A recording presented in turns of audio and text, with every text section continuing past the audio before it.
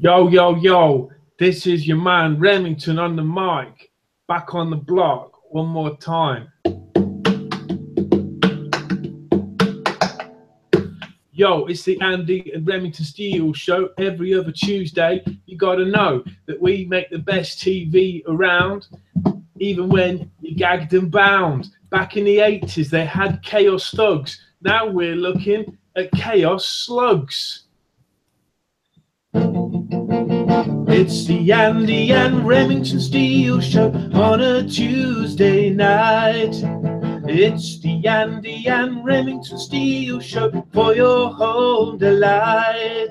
And we're talking about Age of Sigmar and pretty much anything that's cool. We're talking about Warhammer fantasy. It's easy to learn the rules. Well, it is now. It's the Andy and Remington Steel show on a Tuesday night.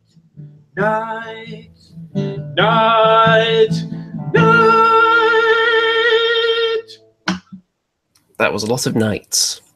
Well, ladies and gentlemen, it is, of course, the Andy and Rem show on a Tuesday night with a little bit of a rap-themed intro we detected there. And I've asked the audience to let us know whether you should ever do that again or not. And we'll wait for those results to come in. So while we do that, I'll just look at who is actually in the audience tonight, who is participating in the chat anyway. We have the likes of Andreas Goodmanson, Andrew Wade, Bazooka J. Rambo, BZ Lebowski, Big Neck Dang Skull, Dino Titan Edition, Graham Rigg, Mickey Jenber, Nicolo711, Nick Trajano, some chump named Remington Steele is in there as well, Sebastian Blau, Skeleton Blower, Stu Rat, and Wayne Caitlin, and new people popping up all the time.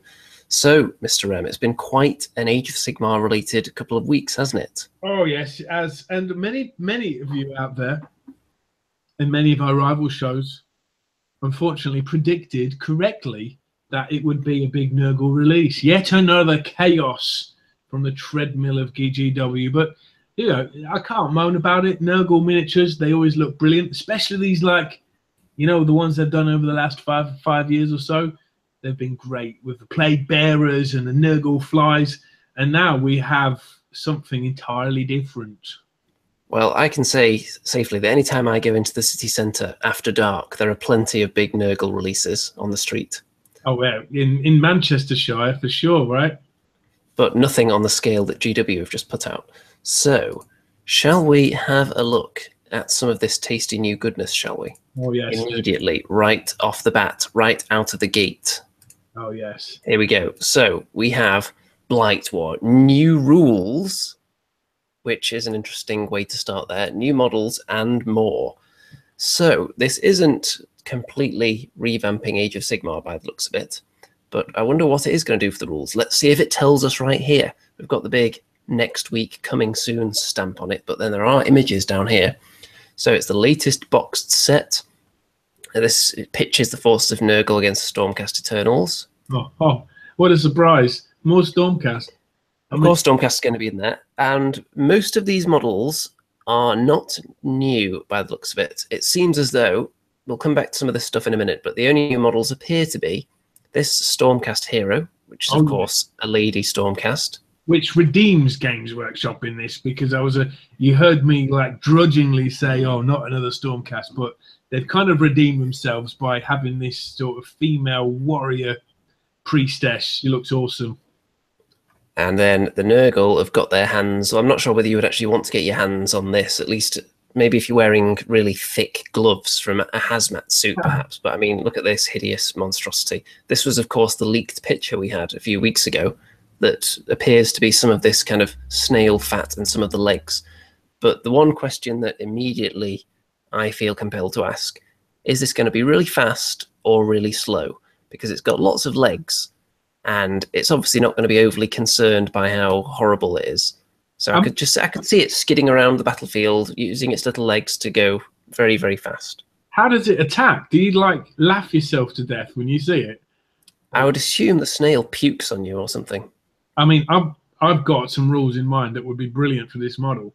But just before I say them, the name of this guy, this character on it is so cool. He's like what's his name? Horticulus. Horticulus slimux, I'm going to assume it's pronounced. He's like a farmer on a combine harvester, and instead of like having like a wheat chaff in his mouth, he's got like a bone, and he's riding this thing and like harvesting souls for Nurgle, leaving a trail of slime.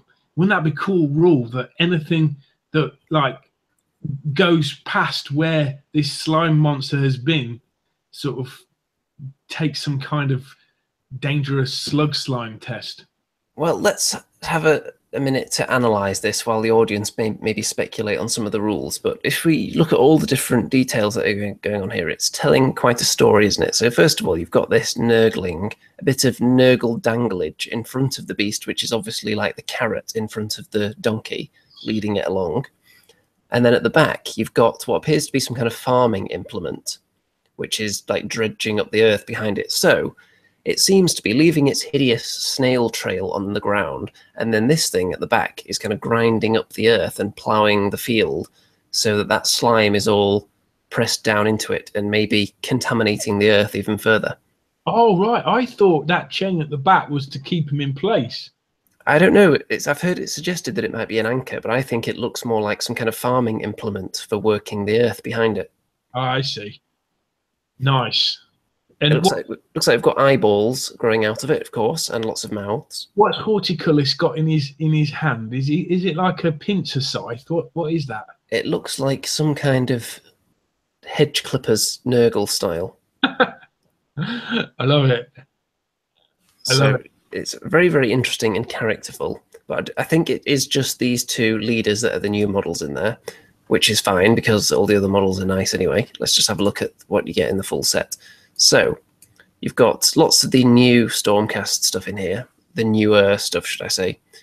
You've got the long-range guys, you've got the scouty guys, you've got the not Dracoth riders that everyone complained Stormcast are getting too many big monsters to ride around on, where one of the other races is going to get some attention in that department. They're getting everything, ain't they? They're getting too much of everything. It's not fair.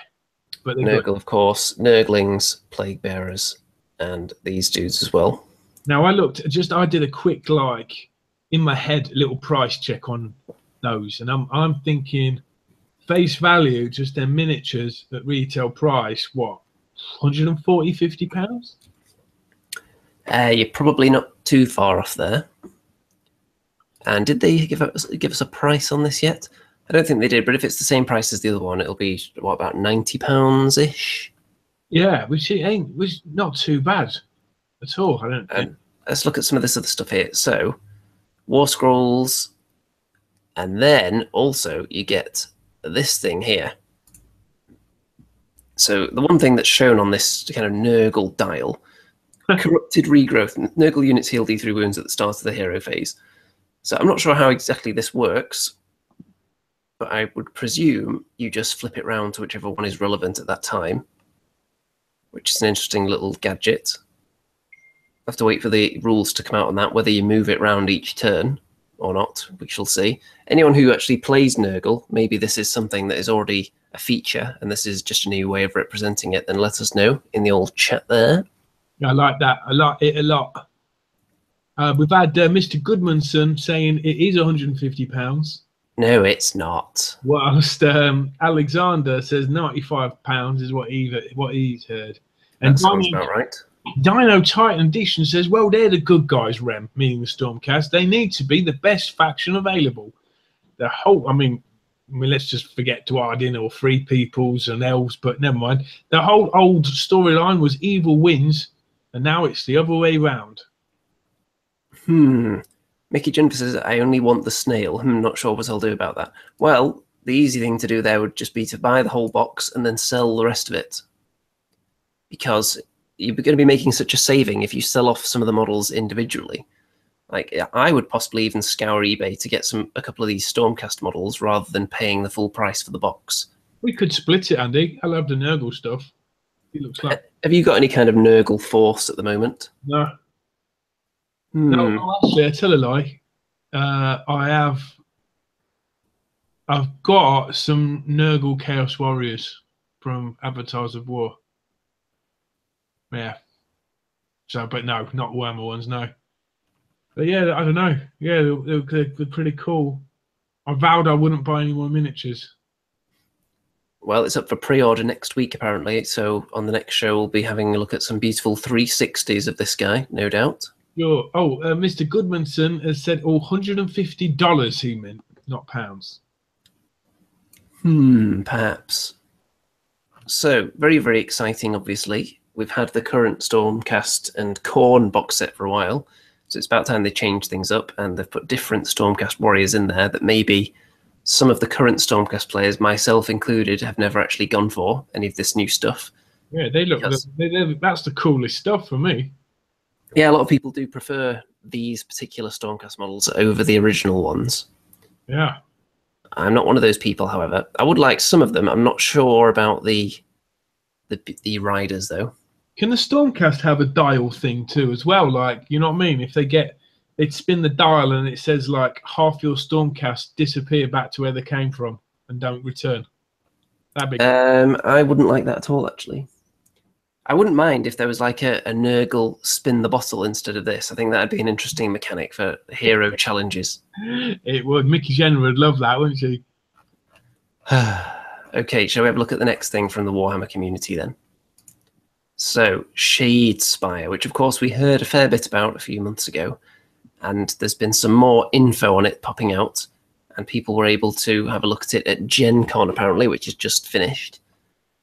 So, look at this. Well, we can't demo the game with every single one of you, which they could do if they just put up videos showing how it's played. And let's have a look at some of these pictures they've got here. So there's one issue I have with this. I'm not a big fan of the totally flat terrain. Because the Age of Sigmar miniatures are all so tasty looking, I think when you put them on a flat board like that, I think it takes something away from them. How do you feel? Because you've obviously played the Khorne arena game, haven't you? Gore chosen. Yes. How do you feel in the aesthetic? Do you think it loses anything when they're not on proper terrain? No, because you've got all like cards and stuff in your hand and what do you call it's around, and you know there's lots of other things going on, so you don't notice the terrain so much. But do you think this looks like? I mean, as someone who like plays armies, is this a bit basic for you, Andy? You know what I'm saying? This is like I would play a game of this scale with this many troops in it, but I'm not sure I would go to GW for that. If you see what I'm saying, I like my GW armies to be bigger. I think that's where Games Workshop tends to excel for the most part. There are a couple of notable exceptions, but this particular game, it hasn't particularly grabbed me yet. And I know some people are excited because it has a female Stormcast in there, but now if they're going to be adding women to the ranks of the Stormcast in other ways as well, maybe that takes a little bit of the potential grab novelty away from this. So, time will tell. So, well, they're pretty cool, aren't they? I like their models. Oh, you see the faces. Yeah, they're cool too. So this is like a Shadespire warband then, like, right? Yes, pretty much. They're not the best images, these, actually. They don't have the nice high-quality pictures of all them up yet. Yeah, it looks pretty cool. I mean, we've seen a sneak preview of the skeleton warband, which looked awesome. It'd be nice to think every faction gets a little warband, wouldn't it? Which one would you be looking for? Well, if everyone were to get a warband, then I've still got a zillion Caradron Overlords to paint, so I wouldn't be leaning towards them. So, something that maybe I've wanted to get into, but I wouldn't want to paint a full army. So something where I'd just be able to get a few models. Maybe something like Seraphon would be fun to mess around with the paint. Yeah. I'd like to see a Savage Auric one, but what would they do for like the ogres? You wouldn't get like 5 ogre models, wouldn't you? Would you? Wouldn't it be fair? You probably would not. You would get just like 1. Now I'm going to stop the old screen share for a minute there, because on the subject of games that don't contain very many models, and we haven't we're not going to delve too deeply into all this stuff because it's not particularly Age of Sigmar related, but we did mention a while ago that Necromunda is coming. And is that a game that you ever had any interest in the past? No, not really. But I did meet some old friends of mine that used to play it that said that if it was still around, they'd still play it. But, well, that's a good sign then, isn't it? Because if they're going to bring that back, that is the kind of game that could claw people back from the old days. It definitely has a cult following, and I don't imagine it'd be that difficult to produce. It depends what they do with the terrain, though, because the old terrain, of course, was carved with kind of the plastic bulkheads holding it all together. So we're not sure what they're doing with that yet. And there are other games as well that were much more enticing than some of the others that they had at the time. Andy, speaking of playing cards and million-dollar ideas... I don't remember speaking of million-dollar ideas. Well, speaking of my million-dollar ideas, I just had another one, which is multi-million-dollar ideas. Now, let's take your playing cards, right? You know, you got hearts, diamonds, spades, clubs, right? Now, who invented that? Who invented that? A specific person, do you mean, or a culture? Who has the copyright for playing cards? I'm going to assume it's not GW.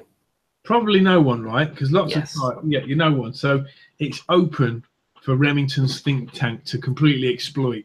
All right. So what about Warhammer playing cards? Right. And like instead of like hearts, diamonds, clubs, and spades, you get savage orcs, you know, carriage and overlords. You know what I mean? Each deck of cards is like a different thing, and then you've got like the king, the queen, jack. Or knowing GW, you just get each one of the 4 chaos gods. Oh. Well, yeah, okay, we'll start with that. Yeah, chaos playing cards. Could be great, right? I'd be very surprised if something like that has never been explored in the past. I think the Remington think tank maybe are not the first ones to come up with that. But who knows? Let's see, anyone in the chat, has that been done before? Has Mr. Remington been gazumped, as usual, by reality? He has this brilliant idea, and then reality just comes along and just right in the face. I just put them out there for free, making millionaires of all of you guys out there. Should you wish to take the Grail? Skeleton Flower says, like a Malifaux Fate deck. Now, I'm going to assume that Mr. Remington has never experienced anything to do with Malifaux. But, of course, that's the game that uses cards instead of dice. And they do have full decks of cards with all the correct numbers on and everything, but they do have their own unique symbols on them all. Their own separate little faces and whatnot. Yeah, but yeah, what I'm saying is it's like, you know, you'd play gin rummy, or you'd play whist, or you'd play poker. You know what I'm saying? They'd be like playing cards. I believe you can play cards, play poker and whatnot with Malifaux cards. So you're basically saying Malifaux have already taken my $1 million. I'm saying they went back in time to a time after. Well, they developed the time machine shortly after the show went on the air, and then they went back and created that several years ago. Wow. So you can't win, can you? I think that is what's happening, because you've never heard of these things until you mention them. So there could be something in this time travel business. What do you think? Going back in time and making millions of pounds. You know what I mean? Off the back of your ideas. Going back 2 years, I could be a multi-millionaire right now. Do you know what I'd do? Bet on sports. Yes. I bet £1,000 that Leicester City would win the Premier League. I think you could bet more than that, probably. 500 to 1. Right. Let's have a look at the next thing here, shall we? This is, of course, something that's of great interest to you in particular. And that is the General's Handbook, because we know you love your points and all that good stuff. I might have to just step out for a bit. I don't think you will. Because look at this. General's Handbook. It's not only is it points, though, it's also the new scenarios, new rules for allying your troops together with different forces. powerful new allegiance abilities for some of the factions that have had no attention before, such as Seraphon, Fire Slayers, and whatnot. I'm sure some of your armies will be in there somewhere. Allied rules that allow you to add allies into your army without losing your faction traits, which was an issue before, wasn't it? Because it was only when you, for example, took a pure Stormcast army, you would have access to certain rules. Whereas now, you would be able to ally specific factions with you and still keep those traits. So special rules won't be lost when you take thematic allies, as it were. Okay, you lost me at rules there, but just keep going. I'll get with it. Okay. Lots of new battle plans, scenarios to test your tactical abilities, it says here. So yeah, maybe this isn't for you. Rules for multiplayer games. So more than 2 players on the table at once, which is something that might interest us if we go to Warhammer World and have a game with 3 or 4 people involved. Something we could try out there, definitely. Absolutely. So it's going to revolutionize Age of Sigmar. Of course it is, just like the last one. I'm sure it will. And here's the special. Not sure if this is the limited edition, but this is the more expensive version that comes with all this goodness as well. Well, so it looks like you get a free CD. It's right. got the Remington soundtrack on it. I would assume it's not the Remington soundtrack on it. Oh. But we can actually have a look at it here because it's available for pre-order right now, the Warlord edition for £45. So we can see all of the individual components here. So you've got the book, obviously, and then you've got these extras, the cards. You've got this good stuff here. These are the kinds of things that are coming with the War Scrolls now, where you'll also have these little tokens that match up nicely to your army. So if you need Mystic Shield tokens, Inspiring Presence, all different things, which are very, very handy. You've got victory point trackers. Yeah, what is it with GW suddenly discovering this technology here where they can have items that spin? I don't remember them doing that before. Can you think of any time that GW have had little dials like this? I think it's since probably because they knew Bruce Forsyth was dying, so they just thought they'd do like loads of spinning wheel, like game show spinning wheels, you know? Cashing in on his legacy. Exactly. I like it. Very, very handy. You've got sheets for stuff. That's as much info as you're getting out of me on that. And it's just the General's Handbook, but packed with all this other stuff. Now, Mr. Remington, I want a one-word answer to this question. Go. Will you be purchasing the General's Handbook 2017? No. I have to say I am very hesitant Why? at the moment. Because I'm not sure. I want to find out, first of all, if I'm actually going to play enough games using the General's Handbook to warrant its purchase. Because at the moment, I'm not playing enough games of Age of Sigmar to buy another book, really. So, I mean, yeah, I agree. There's still, we've got plenty of mileage in the first one, haven't we, still? Well, some of us have, definitely, because we haven't played countless games. Yeah. And the points changes, any significant ones, I would imagine, are going to be readily available, leaked onto the internet like they already have been. So anything significant, I'm not sure it's going to be worth the investment for me at this stage. If things change and suddenly I'm able to get more games of Age of Sigmar in, then it's a must-have purchase if you're playing regularly. But at the moment, I am not sure. Anyone in the chat, let us know how much Age of Sigmar you play and whether you're going to buy the new General's Handbook immediately. I mean, like, for me, you just want a copy of the compendium, really, wouldn't you, at the back, and the points, which you could probably get off one of those apps. Wayne Catlin says, not playing enough games, I've never played it. Well, there are some people out there that have yet to play a single game of Age of Sigmar despite having multiple armies. Raphael Marge says, not sure if I can play enough number of battles to invest into General's Handbook 2017. I mean, it's not really £45 though, is it? This is the special edition. Like, if you just want a basic one, it's what? Yeah, the basic one is a lot cheaper than this. I think the basic one is, let's have a look. Hello? Let's see, it's going to be in here somewhere. Pre-order section. There we go. Just the basic book on its own, £20. That's gone up, hasn't it? The first one was like £10, wasn't it? 15. I think the first one was probably 20 as well. It's not expensive for a book, but I feel like my bookshelf is going to fill up with material that I've barely read, and I think I need to justify purchasing things now before I actually go out and buy them. Sure. Now, there's a bunch of new boxes coming out, isn't there? If by new boxes you mean things that have been repacked or bundled together. Yeah, like bundle deals. So, yeah, now these two, how much was a giant before? Was it £30 for one? Oh, yeah, maybe 32.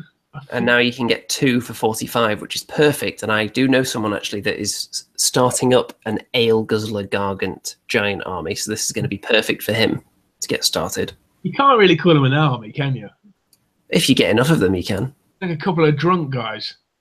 And then you'll be able to ally them in more readily with the other factions now. The factions that would suit an alliance with giants in the first place will presumably have them listed as the acceptable allies now, so they won't lose all their special rules by taking a giant as an ally. I love it. Like with the giant box, because I painted one years ago, you get like a little guy in running away from them, don't you? Where you can put the guy in the cage or the guy in the Gargant's hands being crushed. But yes. But it'd be nice if you could add where you're going to get two of those guys and two cows. Because you get a cow in that kit for some reason. It'd be good if they could be somehow part of an Ale Guzzler Gargant force, wouldn't it? That would be interesting. Like, I don't know, like kind of like a cannon fodder vibe, or he picks up and throws the guy like a bear. Now, these wizards here, you bought some wizards recently, didn't you? Yes, I did. I bought it. So is this the same wizard model that you bought? This is you get two lots in that. How much did you pay for it? I think I got it on eBay, man, for like £12 or £13. But with the flagellant bodies, I was able to make 4 wizards out of the pack. Well, now you can make 4 wizards for £25. It's not bad. I mean, I wouldn't have a whole army of wizards though. I mean, it sounds good, doesn't it? But they only get like 1 spell each. And if half the spells are buffing units, you know, what's going to do the actual fighting? Or are you going to like, and if you can't cast the same spell twice in a round, you can't have all 4 wizards, say, casting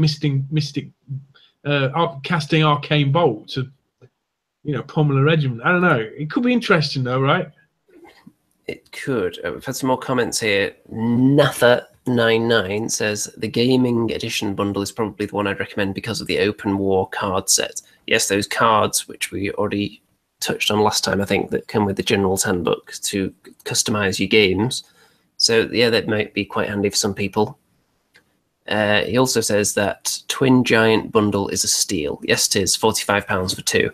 With GW, you're used to paying £45 plus for something of that size, for that amount of plastic, aren't you?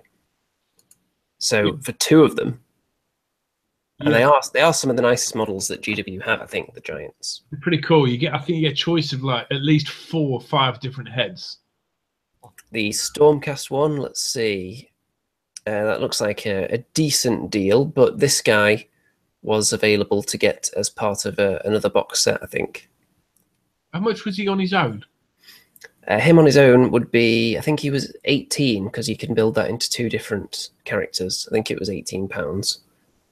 And then these 2 boxes that you get in here will have been probably about 30.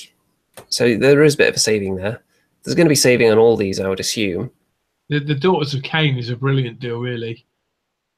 That's very nice, because the Cauldron of Blood was like £36. Well, they were both like £36, weren't they? It's like 36 quid for 10 witch elves, and then another 36 of 72. So you're saving like £12 there. And they've got some people's names on some of these armies here, so I'm not sure who those relate to, but apparently Jamie's Destruction Allies, Moon Clan Grot, so tons of goblins in there for about £60. And similar with some Sylvaneth and Clan Skyer. Let's have a look on the next page, because there's some other deals here. Let's see. That looks like a batch of tasty models there for £45. Yeah. Of course, the big Gorgon / Cygor and 3 Minotaurs. Yeah, I don't have any of their models. Don't. I wonder if you could make the. Can you make the Sigor out of that? Because that's a Gorgon there. It's the Gorgon or the Sigor you can build out of the kit, isn't it? So I would assume you can. Yeah, that's a good deal, man. And this looks like a really nice deal as well, actually, because the Ragnarok on its own, it comes in at about what, 30 plus. Yeah, that's pretty cool.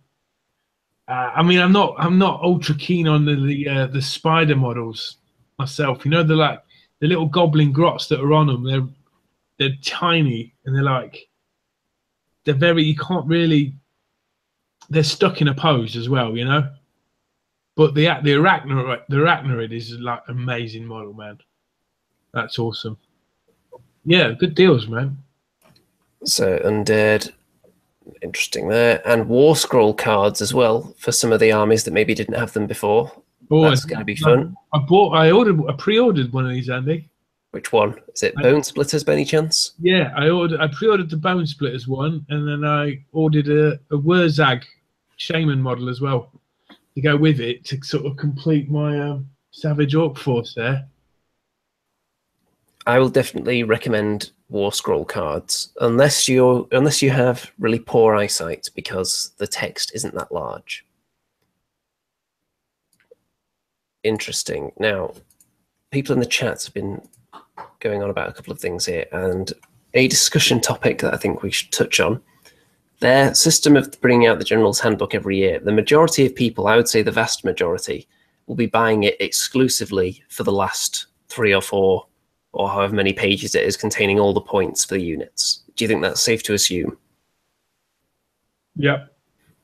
I don't think they're going to be making that much money on these relatively cheap books. I don't think it would be a huge loss to release points as an app instead. They could even charge a subscription fee for the Age of Sigmar points app instead. And then every few months, they just update the points in there, and they'll have a summary of any that were changed.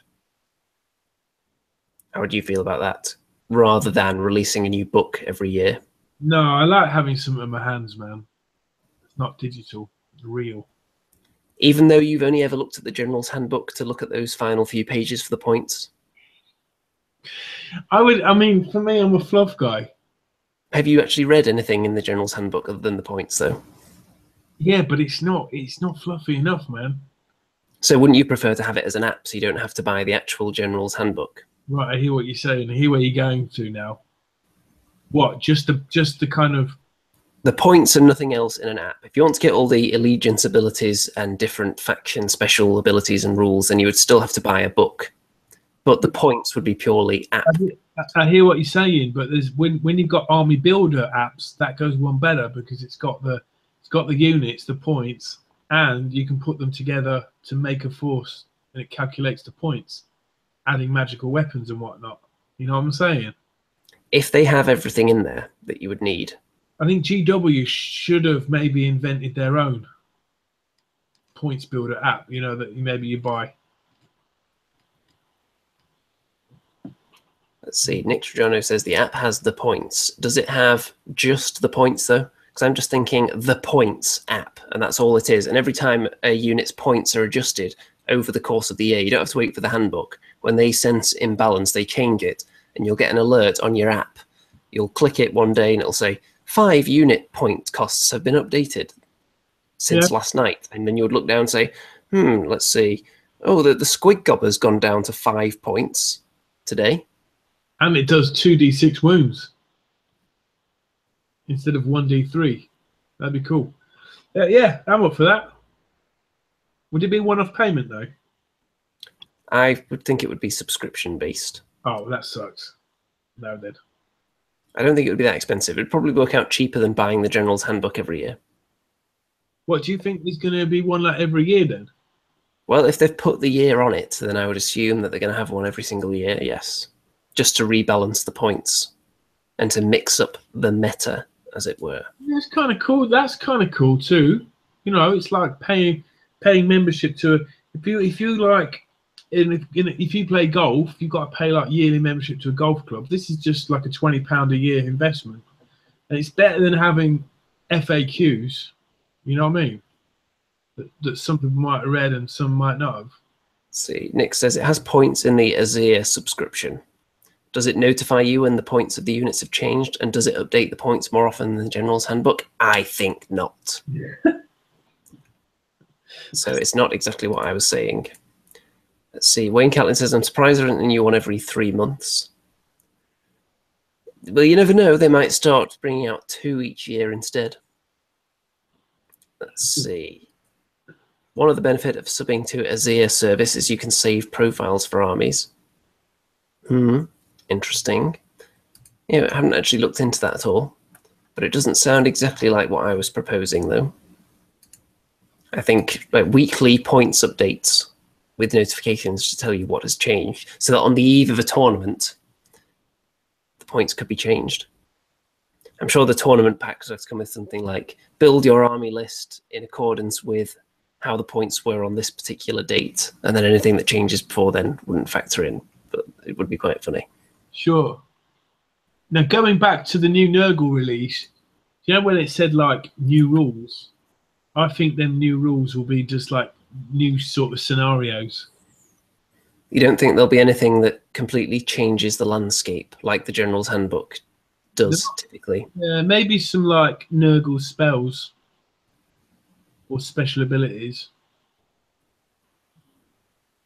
Yeah. Nick says they already do all that. Well, from the way you were describing it, it didn't sound like it.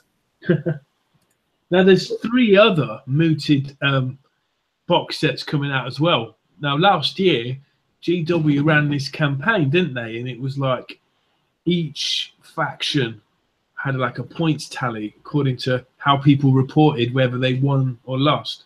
And their Order won, didn't they? Grand Alliance. As you would expect, Order tends to win a lot. So in recognition of that, they've done like the 3 cities that have been formed as a result in the lore of this victory. So you've got like Hammerhall, is it? And yep. I can't remember the other 2 names, but there's like box sets with miniatures coming out to celebrate each one of those.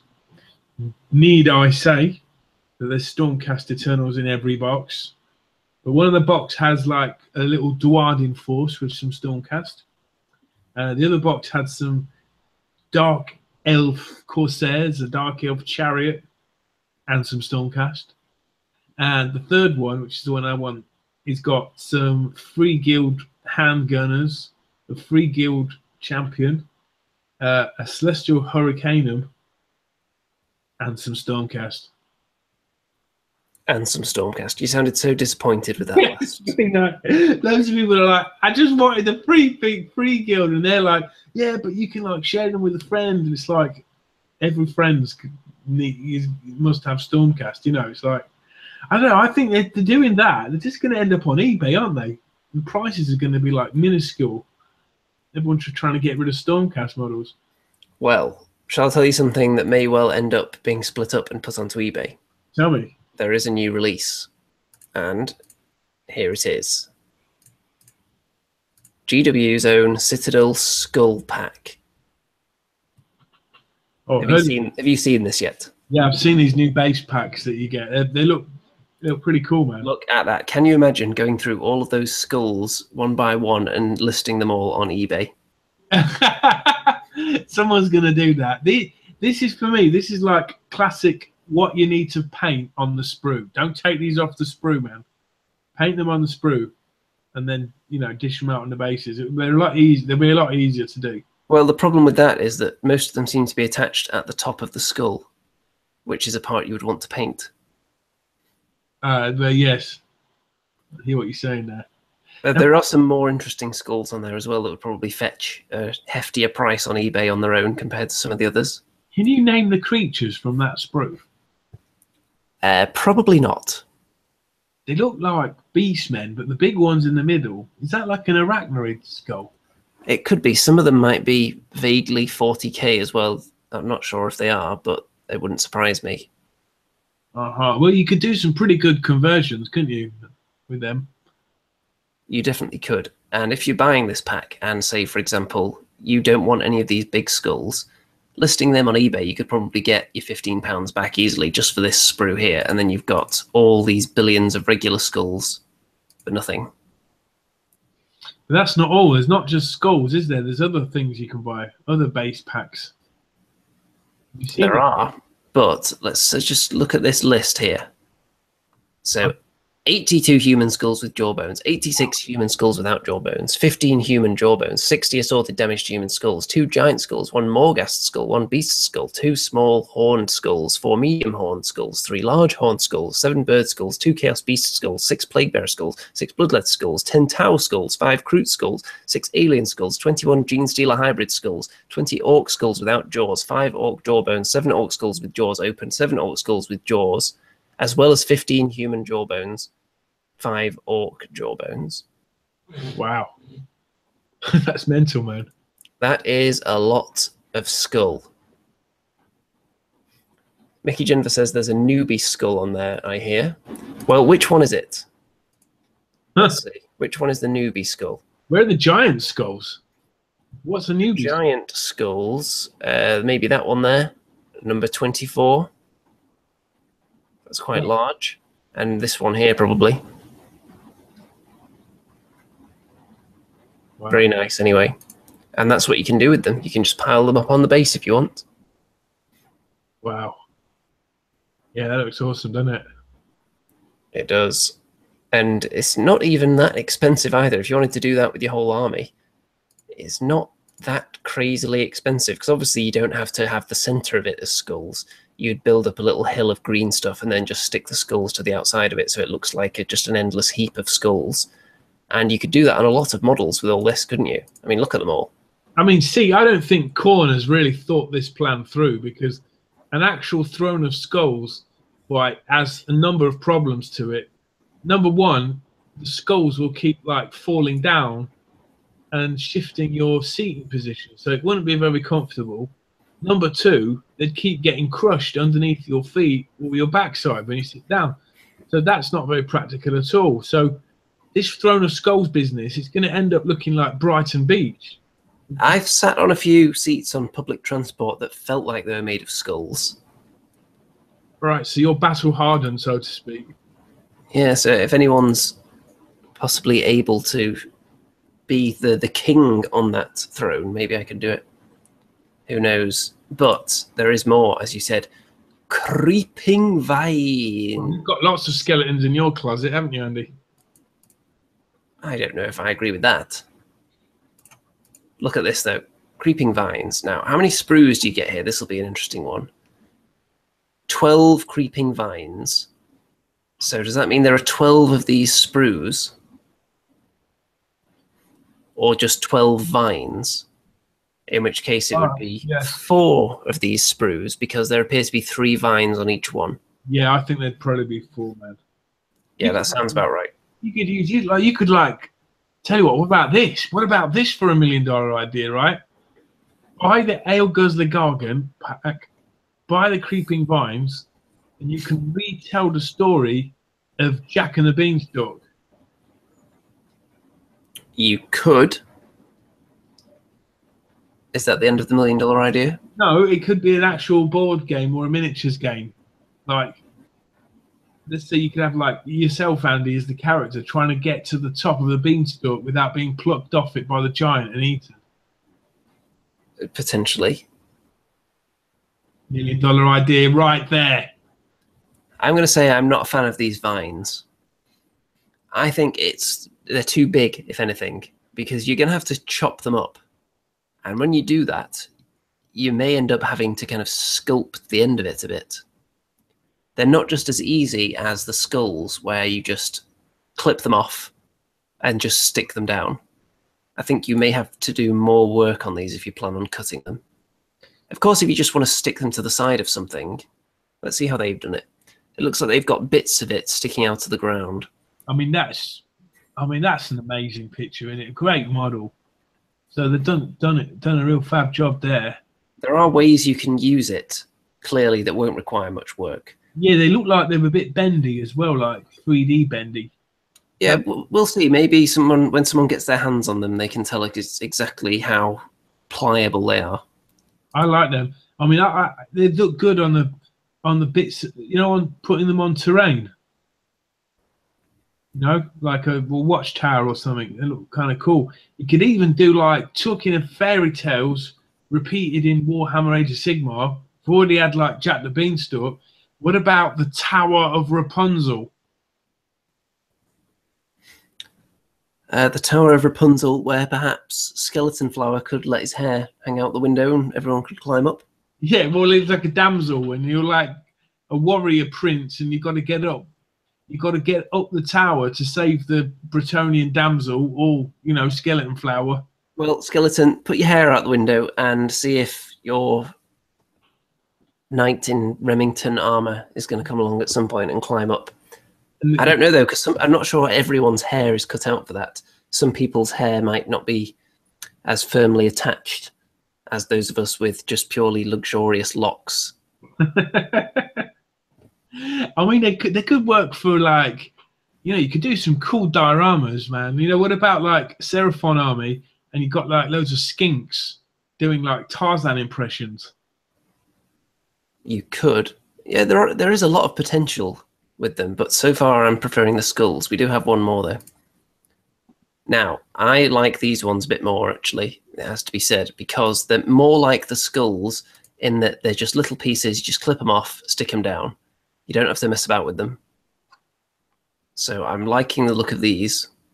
You like them, do you? I'm liking these spiky-looking leaves. Let's see what they do with them. They've got them sticking out from under some kind of barrel here. They're a lot more subtle, aren't they, this bracken? It's... Yeah, I don't know. These are more like the cherry on the cake vibe for me. Yeah, I think the vines, if you wanted to build something big and substantial, you could do it with them. But if you want the more fiddly stuff, I think these are going to be better for just little tiny decoration. So yeah, there's probably something for everyone in here. Skulls are definitely for everyone. I predict that most players will end up buying this at some point. I mean, here's a GW, if you're listening. Just another third, I'm counting now, $1 million idea for the show. What about a webbed blister pack where it's like spider webs? How about that? That would be another fun one. Yeah. If you could put them between trees, for example. Could be fun. Okay, I think it's time for your favourite part of the show. Oh, don't tell me. Is it what the hell is that? It is, and it's not just what the hell is that, it's what the stick is that. So, if you would like to grab your instrument and play us the what the hell is that theme song, when I bring up this picture in a moment of a stick, you tell us which miniature from the Age of Sigmar range this stick comes from, and the first one to get it right will be put into the prize pool. And I think we are going to give away a prize very soon because the list of potential winners is getting quite long now. So let's do this.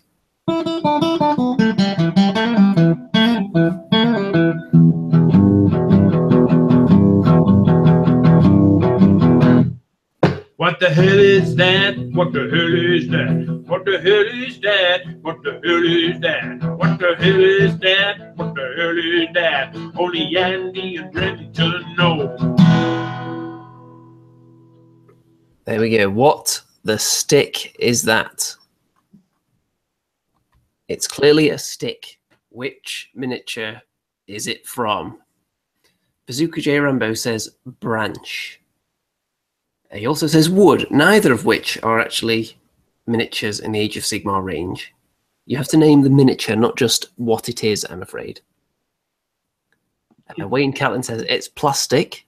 Is it a broomstick? It might be. Jack Ballard says grey seer staff.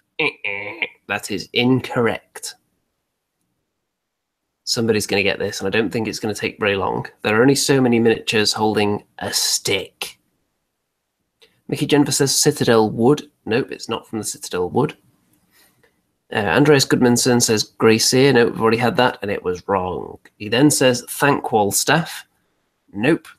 Bazooka Jarambo says Amethyst Wizard Staff. Nope. Nothing but a wall of wrong so far. Oh, Slough Witch says Cairn Wraith. That is the correct answer. Wow. There we go. I knew this wouldn't take long. That is the stick from the Cairn Wraith's Scythe. Well done. There you go. So Slough Witch is going onto the prize list, and then maybe next week we'll give away a prize, or the next show, whenever that happens to be, depending on Age of Sigmar developments and availability. Now, speaking of like new stuff, even though you didn't speak of new stuff, I'm just trying to make a link there. But Forge World have brought back the big orc stone golem thingy back by popular demand. So you've already got the troll hag, which is awesome model, right? You've got like the goblin command group, you've got the orc command group, and then finally you've got the what do you call it? It's like, I'm so tempted to buy it. It's awesome. It went out of production for a while, and we thought, well, that's it. And these things were like going for hundreds of pounds on eBay. And now it's back. Not the land ship, is it? Not, oh, right. If only the land ship, man. The land ship retailed at £115 or so. Last week, a Marienburg land ship sold on eBay for over £800, unassembled and unpainted. Were you bidding on it as well? No, it's way out of my league, that, man. But I'd be so tempted to buy that if they brought back that. I heard that they can't bring it back because they broke the mold, and the artist that designed it no longer works for GW. Stuart Mann says Rogue Idol. The Rogue Idol, of course. The Rogue Idol. Love that model. Is that on the Forge World website right now?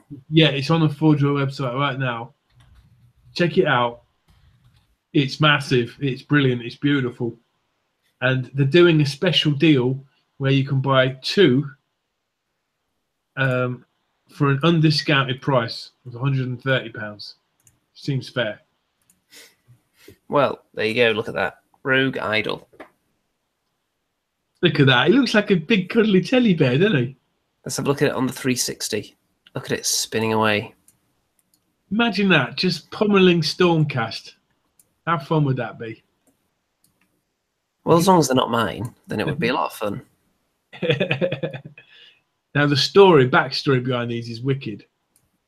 It's like the Wergog shaman, like, you know, put loads of like squig dung on top of like some old rocks and like burn it all with some Orruk savagey prayers. And then they do a little dance and they all do little poo. And then they leave it for the night.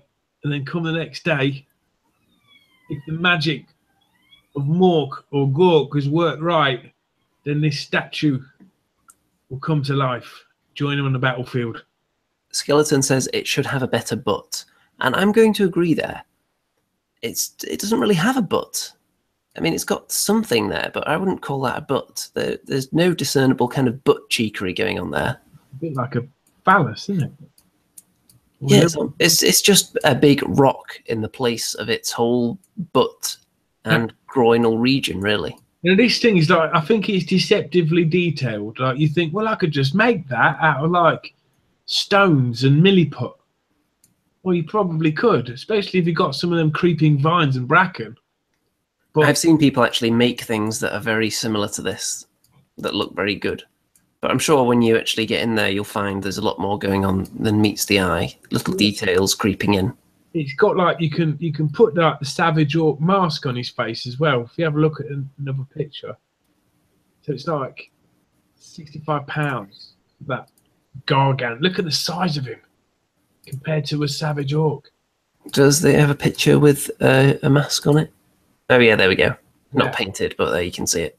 I like the mask. I like both, really. I think I might have a detachable mask. Or you could make a giant totem out of that mask, couldn't you?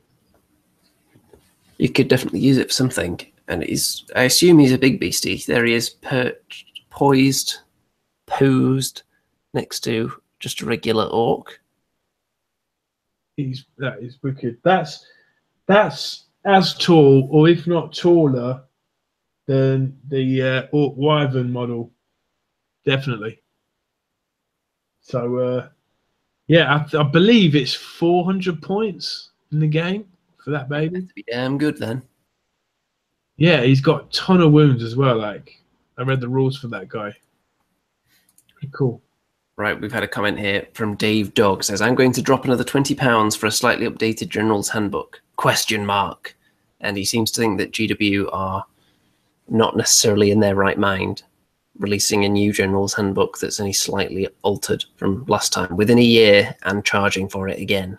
I think if they had a section of a real detailed story that continued the storyline of Age of Sigmar, maybe it could be more justified, but I think it's just for like real power gamers, man. So it's just going to be like minimal fluff straight into the scenarios. And if they're not going to have the just purely points app, or if the existing app already does that, then maybe just a £5, just 10 sheets of paper that just have the updated points on, and that's it. Thinner than one of the old, really small White Dwarf magazines. Once a year, £5. You'd buy it, wouldn't you? Yeah. For the points. And then they would have, obviously, separate books. Like whenever they bring out a new box set, you would have all different scenarios in there. And that's where you would update the rules. But yeah, they do seem to be updating things all over the place, so you have to buy multiple products to keep up with it. It seems like that way, doesn't it? Because if the new rule book that comes in the Blight War adds anything significant, of course people are going to be wanting that rule book as well. Yeah. See, though, that remains to be seen. It may add absolutely nothing. We'll find out. Okay, the final thing for this week, I believe we're just going to look at some pictures from the Facebook group that people posted in there of their wonderful painted miniatures. We've even got a couple of yours in there, Mr. Remington. Thank you. So let's have a look. Here we go. So this one is clearly yours. And is this from your wonderful cabinet here? I literally just took this just before the show, sent it to you. Just wanted to show you all the progress on my like devoted a Sigmar army. I've added to that. You can see the battle wizards there in the middle. I've bought another witch hunter, an actual GW one. So that's going to go in there soon. I've got the flagellants at the back, and at the front, I've got a brand new detachment for these guys. It's Remington's Sure Blades. Are they sure of their blades? Absolutely, mate. Locked, loaded, and sliced and diced. They're ready to go. And I've got these wonderful bases as well. I love them bases. So, How much would that cost to do a full army of 3 people with those bases? well, I ended up buying. They come in packs of 5 from Micro Art Studios, and I bought 4 packs. I think they were like £4 each, but then you get, if you buy 4, you get 1 free. Something like that. So Not too ridiculous then. not too bad, and better than like making them yourself. A lot easier, and I really work really well detailed. So yeah, I've got like Man-Arms Blades commands group to add to them, and one day I even might buy Man-Arms Blades. But then yeah, so I've got them. Might even get some great swords, some handgunners. But that there alone, that's good enough for a good Age of Sigmar force, isn't it? There's got to be 1,000 points there. Possibly, because there are quite a few characters in there, aren't there? Yeah. I wouldn't say 1,000 points, but you're probably not too far off now with some of this big crazy stuff you've got in there. Yeah. There's a bit of a close-up of some of your 3 people here, and you can see the base work a lot better on this one, can't you? The little bottle seems to be poking out there. Yeah. Yeah, I'm very pleased with those.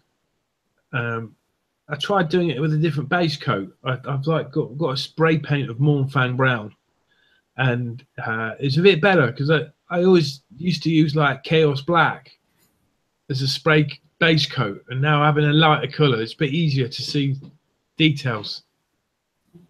So, is there any Remington dusting visible in this picture? On the bases, yeah, on the wood.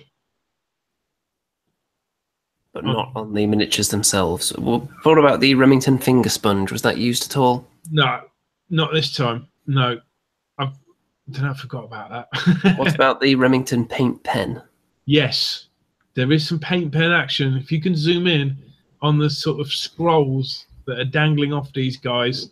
Let's zoom in on some danglage. Let's have a look. There's some Where have we got some scrolls? there. I mean, it's so small. I mean, Oh, there we go. On this guy here. I mean, look at that. They even look brilliant close up, don't they? That the Remington paint pen handiwork there. Yeah. Yeah. A whole essay is written about what they're going to do to Andy's forces when they see them. Yeah, I think I can actually make it out. We will get shot. That's all it says. Yeah, what's the point of bringing a shield? You know? Dave, I'm ready for my tombstone. Yeah. Okay, this is from Andrew on the Facebook group, the Andy and Rem Show Facebook group. If you're not already a member, you should be joining it right now. That's and beautiful. This is, of course, Slambo. That's lovely and clean, that. Slambo, of course, standing in front of this lovely gate as well, with lots of embedded skulls in there. Now, imagine if you had this with the skulls available in the new Citadel skull set. You could just go all out, double the skull goodness, couldn't you? Mm-hmm. Non-stop skullage. We've seen quite a few decent Slambos over the last few months, haven't we? It's just a very nice, clean model, isn't it? And next, this is from Sean, and I'm sure you've painted one of these, haven't you? I have painted one of those. Yeah, I didn't. It's not as good as this though. Look at that. Look at that red merging into orange and yellow. That looks wonderful, doesn't it? It looks like there's some nice airbrush work going on there. You don't have an airbrush, do you? No, but I do. I have started blue tacking my miniatures to old paint pots, so I don't have to hold the miniatures anymore when I'm painting. I'm glad you finally got with the times on that front, at least.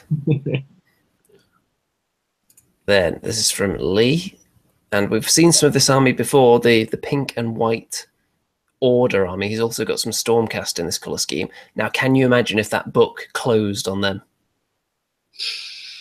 Think of the pain of those snapped weapons. They're fine miniatures, man. They're good. What do you think of the pink? I mean, I don't know. I always wondered about whether I should paint a pink force that wasn't Zinch, but I don't know. I'm not convinced, but I think it's a great job nonetheless. I think pink is an underused colour. And on this banner in particular, I think it looks very nice because, of course, pink and black traditionally go together, don't they? Yeah, they do. And pink and white. Yes, pink goes with... Doesn't everything go with black and white, though? Why don't you change your colour code to pink and instead of orange? I may well incorporate some pink into my wardrobe at some stage. I'm actually thinking about branching out in colours to different neon colours and not just 100% orange. Maybe some really bright fluorescent greens and something like that. We'll see.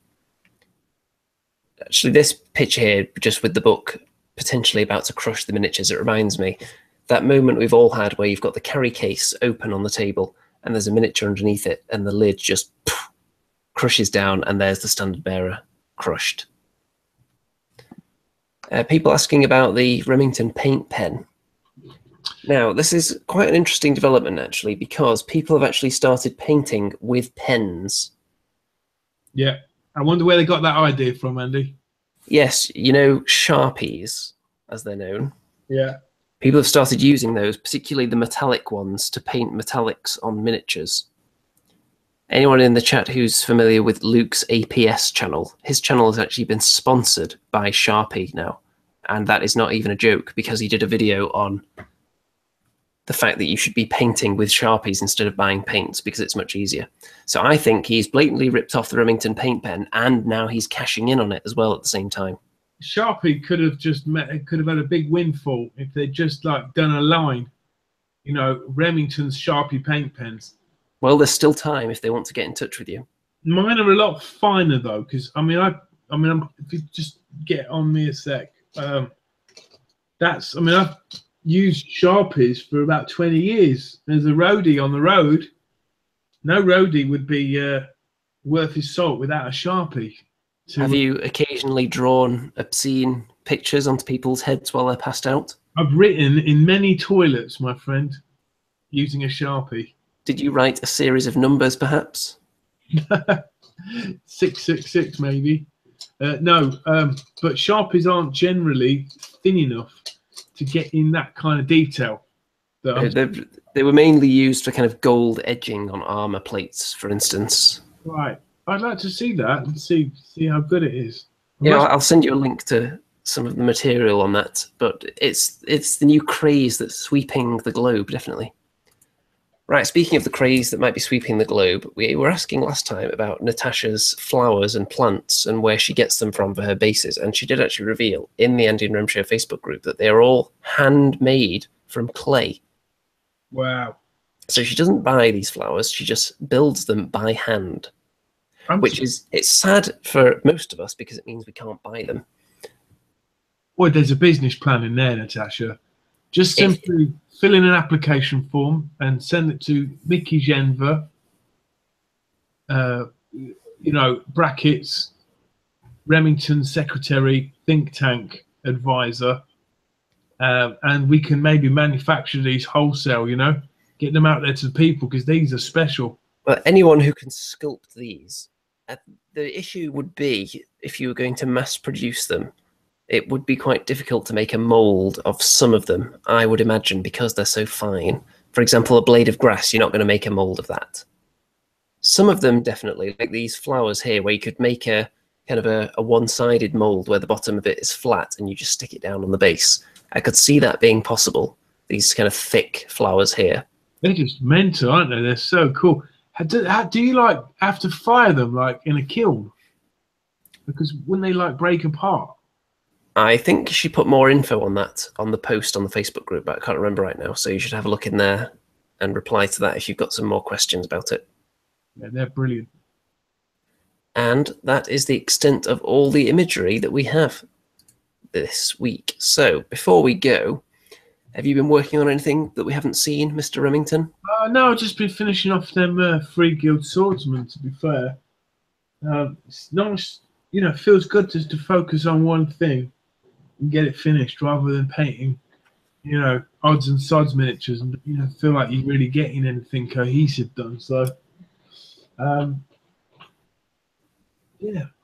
just got loads of odds and sods to paint now. Well, I might go back to my Savage Oryx now or paint this Witch Hunter. I'm not sure. I've got a lot of stuff on the go at the moment. I've obviously got all the Caradron Overlords, some of them in partial state of assembly that aren't finished yet. They're just sitting in a box for a while. What was that like to assemble, that one? Not too difficult, actually. Then I've got some more Caradron Overlords partially painted, which I haven't got back to yet after a few weeks, because I started working on this, actually. I'm not sure if this has been seen yet by the public. This is a Grot tank, which is partially painted, not quite finished yet. This is actually a custom-built mega tank made from pieces from multiple different companies, including Forge World, Puppets War, and Ramshackle Miniatures.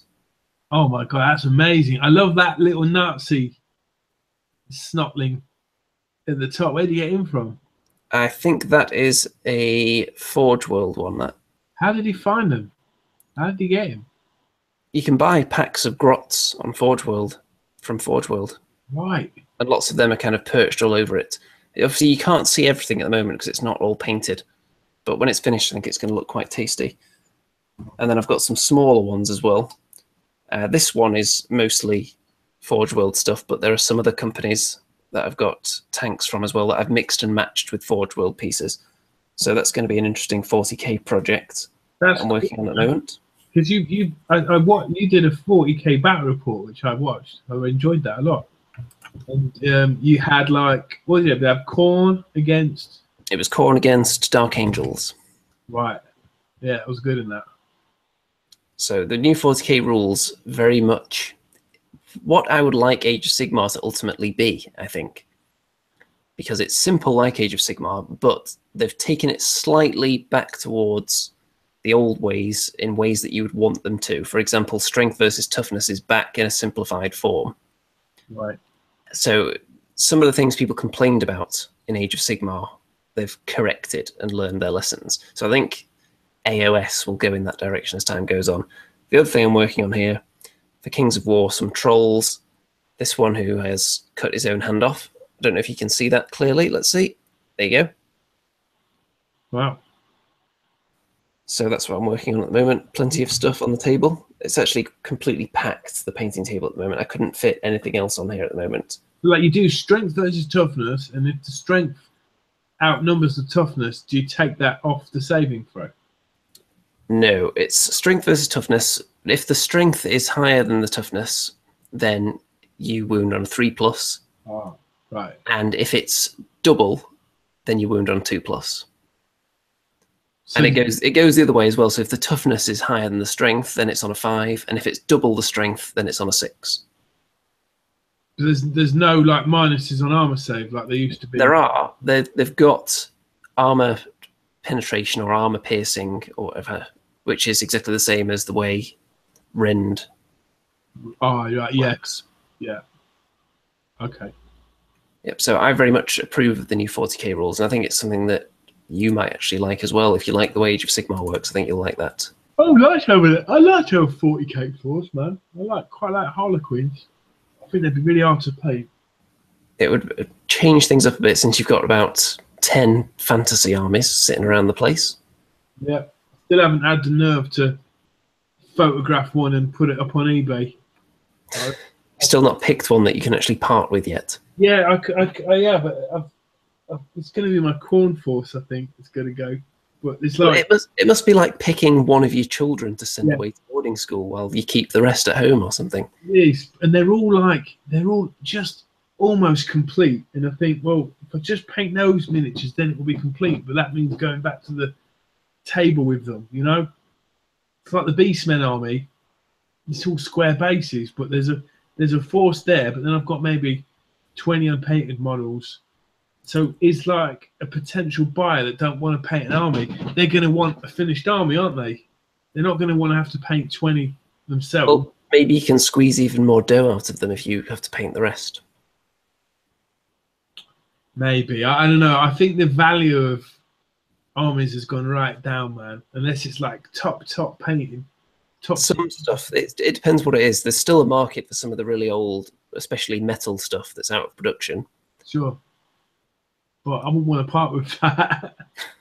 Oh, yeah. That took me 30 years to assemble some of those. So, but Right, I think you should actually take pictures of all your armies for the next episode, and then people can vote on which one you should sell. How about that? well, yeah, and I'd like to know how much they think they're worth, honestly, you know? Yeah, you put up pictures of them all on the Facebook group, and then people will tell you what they would realistically be looking to pay for something like that, and then you can decide whether it's worth it, can't you? Yeah, I don't mean to be like over materialistic, but I always feel that as long as I'm alive, I can always paint more. You know what I mean? I can always paint another army, and it'll probably be better because I've got better as time's gone on. So just got to it's just stuff in it. Doesn't matter. You can let it go. I mean, my ogres, they are actually a beautiful force, and they're like really finished. I've got only like 2 models to add to that, and then you've got something real complete there. And what's more, as well as being an ex-Remington army, it would be like it's never been defeated. My ogres. How many games has it actually had, though? I tell you, About 2? no, it's had. I'll tell you who I've beaten with my ogres. I think I've had 2 against you, both victories. I've had 1 against the legend, Mr. Reef Beastman, and I beat him. And I've had 1 against the legend Vince Venturella. My ogres against, he used Oryx. I beat him as well. So they've never lost. If you actually put that into your sales pitch, that could drive the price up significantly. If that army has defeated such A-listers as me, and then such slightly lower down the listers as those other guys, it does something for the price, definitely. Man, I think anything like this got like a story behind it is worth a bit more, isn't it? You know, and yeah, I'm really proud of them. It's one of those. It's like, yeah, I could sell them, but then at the same time, if I had to sell all my armies, maybe that would be also the only one that I'd keep. You know what I mean? I don't know. It was probably the fastest army to paint, to be honest, because it's like less miniatures, right? An ogre army would only have like 30 models, if that.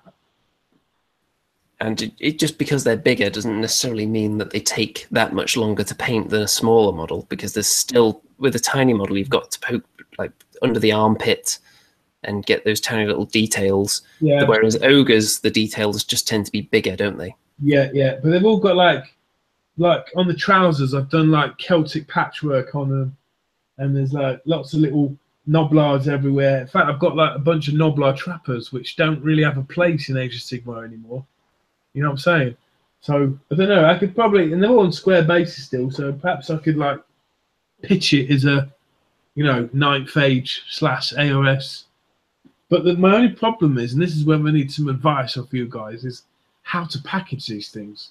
I mean, if someone buys it from across the water, or it's like I can't deliver it by hand, or they can't pick it up. I mean, I don't know how I'd package something like that. Some of the models, like especially the Ogre Thunder Tusk, you know what I mean? It depends how much they're paying for it and where it is. If they're paying an obscene amount for a full army, then perhaps they would pay that little bit extra for you to get like a big Citadel carry case as well, which is going to house the army, and then you could pack them all tightly in there. Right, so like that. But what if they weren't in a if they weren't, you would have to pack them a little bit more securely than your usual kind of road trip style. My road trip, like to put them all in a box and like it will rattle around like that. Every time you go over a speed bump, a wood elf loses a layer of paint on its elbows. My wood elf army would go for a lot, man. There's some classics in that. David Fernandez says painted Warhammer stuff is worth a bomb on eBay. Look at the prices. I have, my friend. I've looked at the prices, but they're when you think about the man hours and the paint it's taking you to do them, you're talking months of work. And the revolutionary techniques that most people can't actually use successfully. Absolutely. So it's a truly unique project. Who else can wield the Remington finger sponge with such precision? I got a message from Reef Beastman saying that he'd sold off a lot of his armies.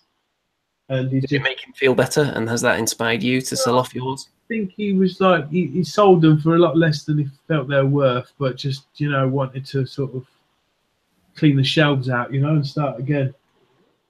I don't know, you can't be too fussy, man. It's just stuff. And if they're going to a good home, that's a good thing. And another way to look at it at the moment, all of your life's work in painting terms is in that one property.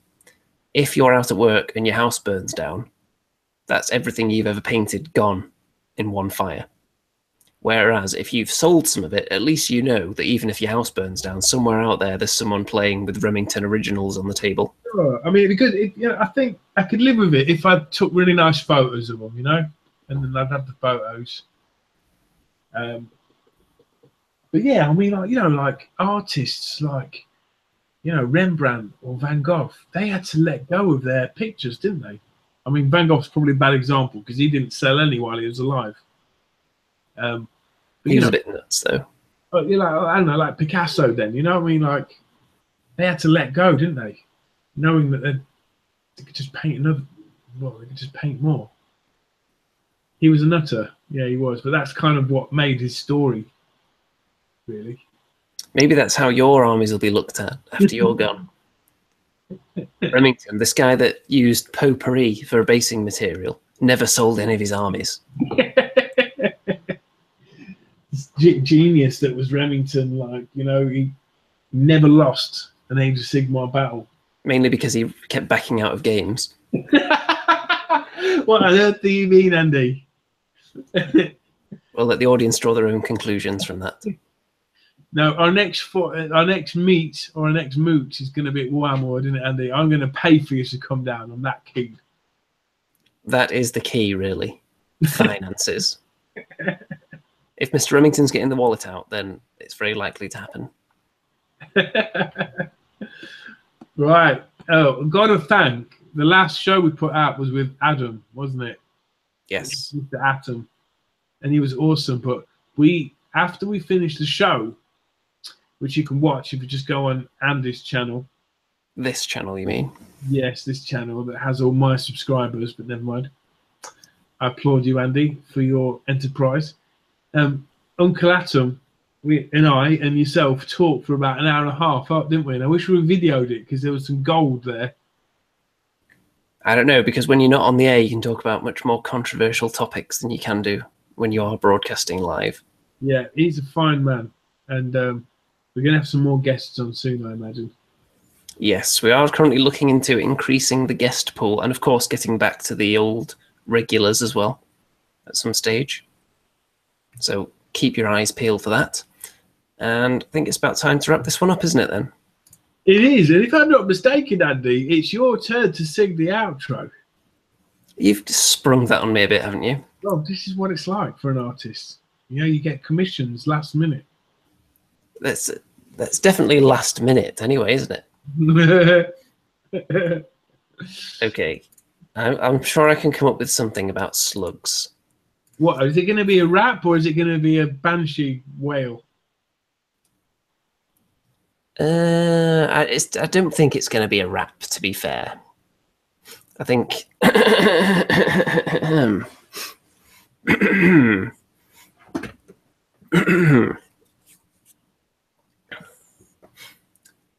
Nurgle, little Nurgle, believe your eyes.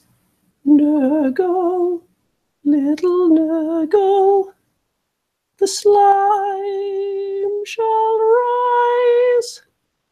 You've come back to the realm, Nurgle.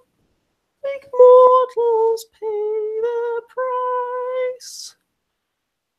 What is that oozing from your eyeball? The size of a grain of rice. It's slimy, oh so slimy. It trickles down your tentacle. Nurgle, little Nurgle. You'll kick the Stormgast in the